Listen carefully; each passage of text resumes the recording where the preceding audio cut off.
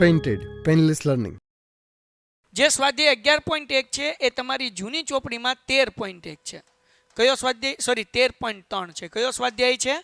13.3. અગર તમારે અગર જૂની ચોપડી છે તો તમારે 13.3 કાઢવાનું, નવી ચોપડીમાં 11.1. અને 8 દાખલા શંકુના છે. કેના દાખલા છે? શંકુ કોને કહેવાય? તો કે શંકુ એટલે કોણ. આઈસ્ક્રીમનો કોણ તમે બધા ખાવ કે ન ખાવ? એ કંઈક આવો હોય.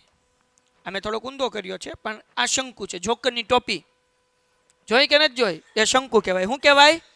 બોલો, શંકુ. ઓકે.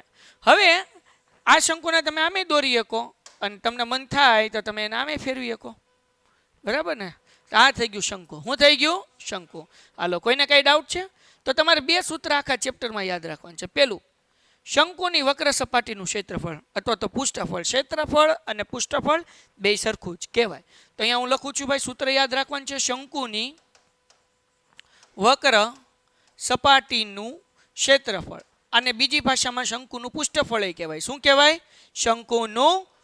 બધાય બોલે શું કહેવાય બેટા? શંકુનું પૃષ્ઠફળ. તો શંકુનું પૃષ્ઠફળ કે અથવા તો વક્ર સપાટીનું ક્ષેત્રફળ કે બેયનું સૂત્ર એક જ છે. બરાબર? શું સૂત્ર છે?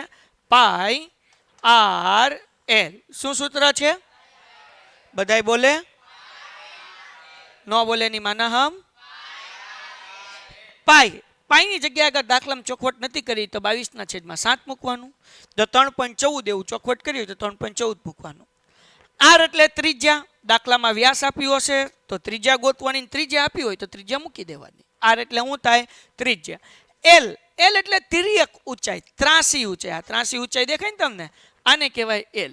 જો દાખલામાં આપણને ઊંચાઈ આપી હોય, આર આપ્યું હોય, ઊંચાઈ એટલે કે ખાલી એચ આપ્યું હોય, આર એટલે ત્રિજ્યા આપી હોય, તો તમારે શું ગોતવી પડે? ત્રાસી ઊંચાઈ ગોતવી પડે. તો ત્રાસી ઊંચાઈને શું કહેવાય? એલ કહેવાય બેટા. શું કહેવાય? એનું સૂત્ર છે એલ નો વર્ગ બરાબર આર નો વર્ગ વત્તા એચ નો વર્ગ. આ સૂત્રને બીજી રીતે લખી શકાય. એલ બરાબર વર્ગમૂળમાં અગર વર્ગ નથી લખતા તો વર્ગમૂળની નિશાની કરવાની, આર નો વર્ગ વત્તા એચ નો વર્ગ. બોલો આપણે કઈ, તમે કઈ રીતે કરાવો? આ રીતે કે આ રીતે? આ રીતે. તો આ તો ગમે એ રીતે લખી નાખો. જો આનો વર્ગ કરી નાખો એટલે વર્ગમૂળ શું થઈ જાય? નીકળી જાય. પણ આપણે એક જ વસ્તુ યાદ રાખીએ એટલે અલગ અલગ દાખલામાં કન્ફ્યુઝન થાય નહીં. કોઈને કઈ ડાઉટ આમાં? ઓકે. તો આ સૂત્ર કેનું છે? શંકુની વક્ર સપાટીનું ક્ષેત્રફળ. એની બીજી રીતે શું કહી શકાય? શંકુનું પૃષ્ઠફળ. એનું સૂત્ર શું છે? Pi r h. L, sorry h બોલાઈ ગયું. પાઈ આર એલ. હાલો, હવે એક હજી સૂત્ર છે આનું. શંકુનું કુલ પૃષ્ઠફળ. શંકુનું કુલ પૃષ્ઠફળ. કુલ પૃષ્ઠફળ એટલે બેટા શું? તો કે ભાઈ એમાં વક્ર સપાટી તો આવે જ તે, પણ આ વર્તુળનો ભાગ છે એ પણ બંધ હોય. કેવો હોય? બંધ હોય. આ જે છે એ ખુલ્લું હોય, એની અંદર તમારે પાણી ભરવું હોય તો ભરી શકાય શંકુની અંદર. પણ કુલ પૃષ્ઠફળમાં શંકુ કેવું સમજવાનું? બંધ છે. એટલે શંકુ છે અને આ હેઠેનો ગોળ ભાગ છે ને એ કેવો છે? તો કે બંધ છે. સમજાણું કે ન સમજાણું? તો હવે અહીંયા એનું સૂત્ર શું થાય? પાઈ આર એલ. આ વક્ર સપાટી થઈ ગઈ વત્તા આ વર્તુળનું ક્ષેત્રફળ. બરાબર ને? તો વર્તુળનું ક્ષેત્રફળ શું થાય? પાઈ આર સ્ક્વેર. સૂત્ર કેમ બને સમજાવું છું, તમારે ખાલી યાદ રાખવાનું છે. હું તો ડાયરેક્ટ આગળ સૂત્ર જ તમારે યાદ રાખવાનું છે, પણ બન્યું કેમ એમ સમજાવું.